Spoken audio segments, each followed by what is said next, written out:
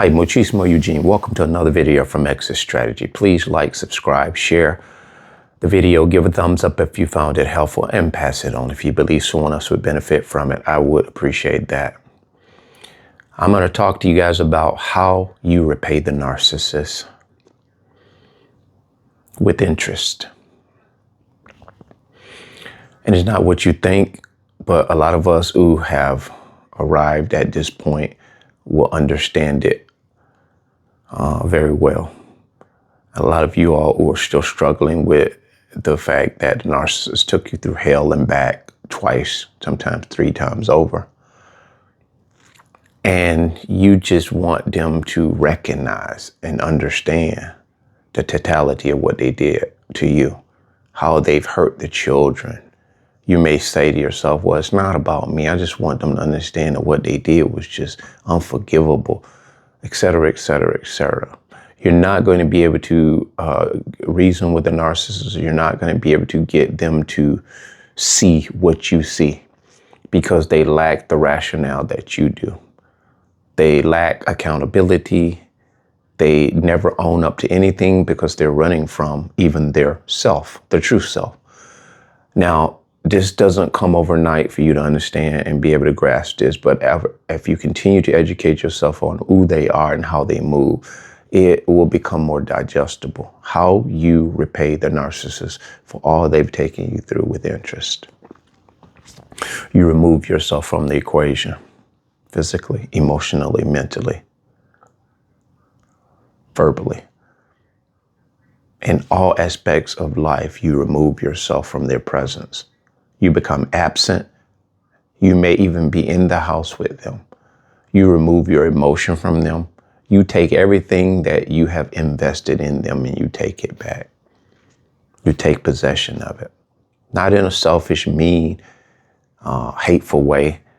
You come to your senses and realize you've poured into an empty cup with a hole in it or a crack in it. It cannot hold the things in which you put into it. It wasted it.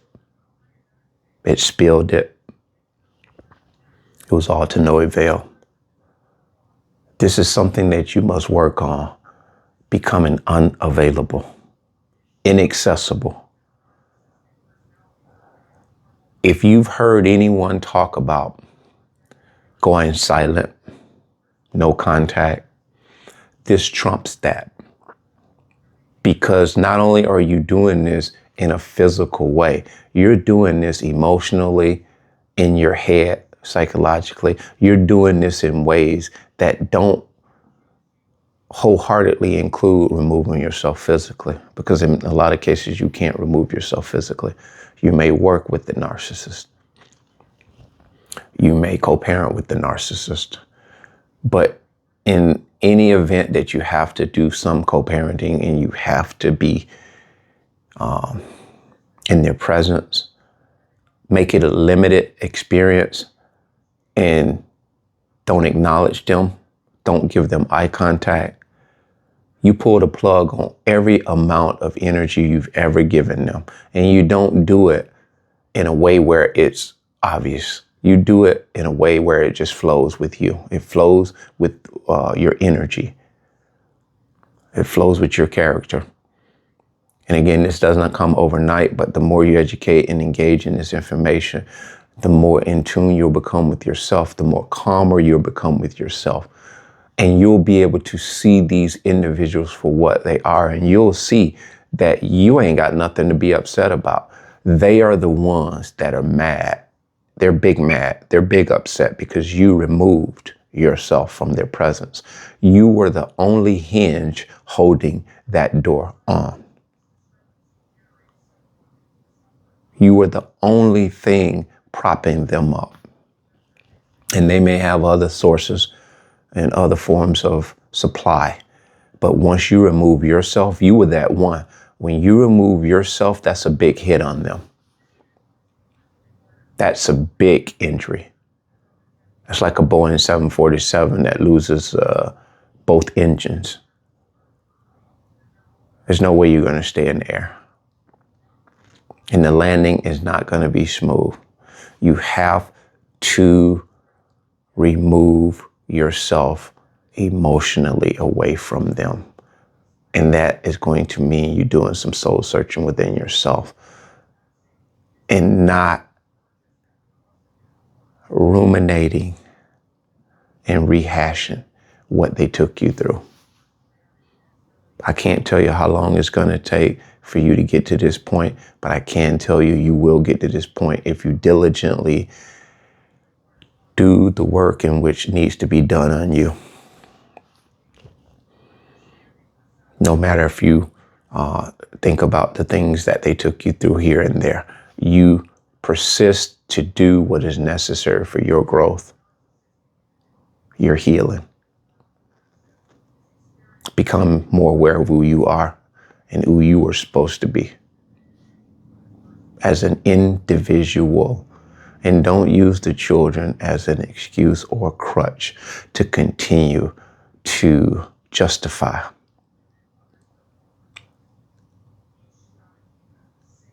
why they need to understand what they've done. They know what they've done. They came in knowing that what they were going to do. They came in with selfish agendas. Simple as that. Self-centered, selfish agendas. And all the things the narcissist did to you, a lot of it, they didn't do it, I would say, deliberately or premeditatively. A lot of the things they did as a result and as a response to who you are as a human being. You are a truth teller. You are transparent. You're authentic. And the more they are around that type of persona, the less of a human being they feel. It agitates them. You're the very energy that they flocked to when they saw you. You attracted them. They lured you into their fold just to break you down. But as they're breaking you down, they have to be around you. And that means they have to tolerate your authenticity.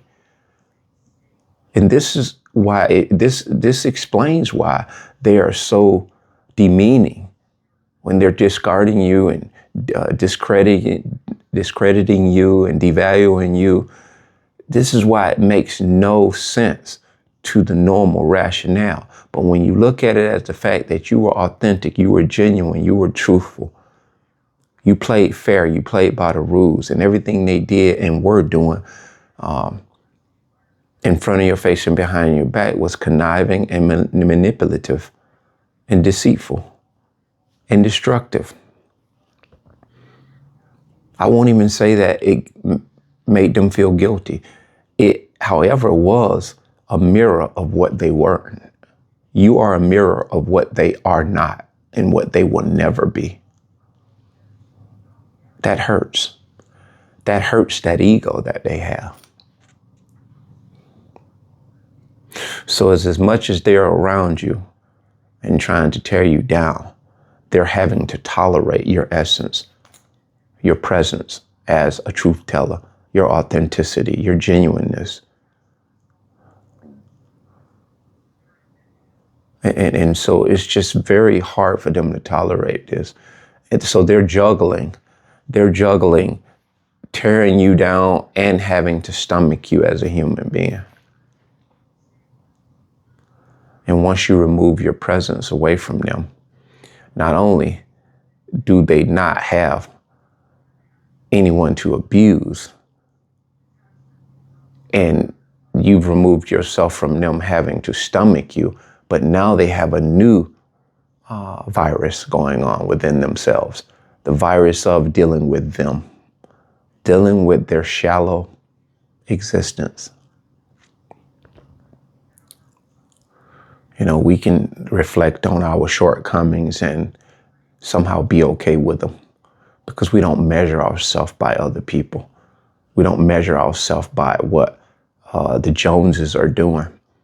We're able to look at our life, where it's at, and build upon what we have as best we can.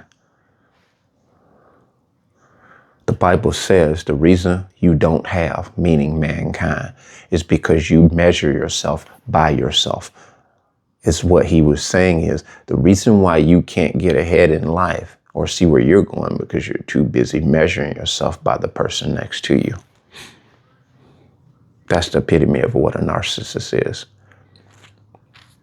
And you have to ask yourself, they're smart enough, if I want to use the word smart, they're wise enough, they have the insight enough to know that they're measuring themselves by things that are seemingly good. And when I say good, I use that word loosely, like wealth, fame, beauty, lavish living, much like the Pharisees and the Sadducees. They measured their self by the standards of having the best of the best. Do you ever wonder, as an empath and a chosen one, less is best? Have you ever thought about that? Don't envy the person with the big house with 13 rooms and 7 bathrooms. Because when they get behind in debt, they have a hell of a lot more debt than you.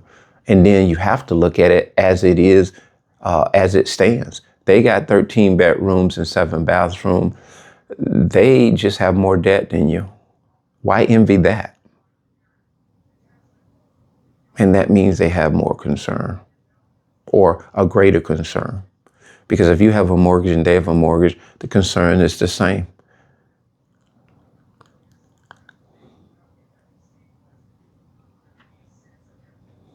A house is a house.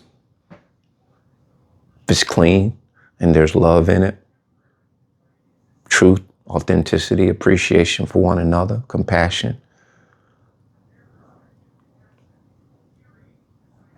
that could be a 1-room shack.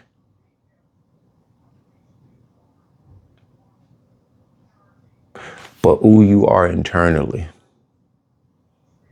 you're the mansion with 13 rooms and 7 bathrooms.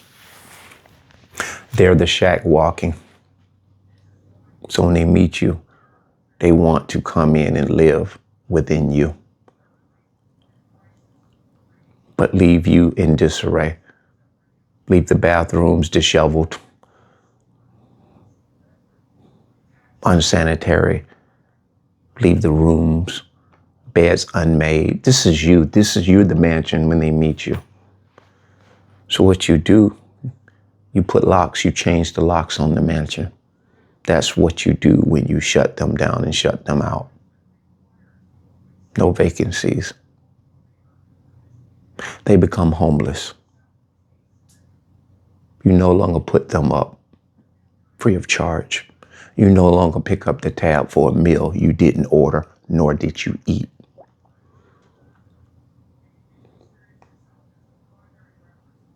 No freebies.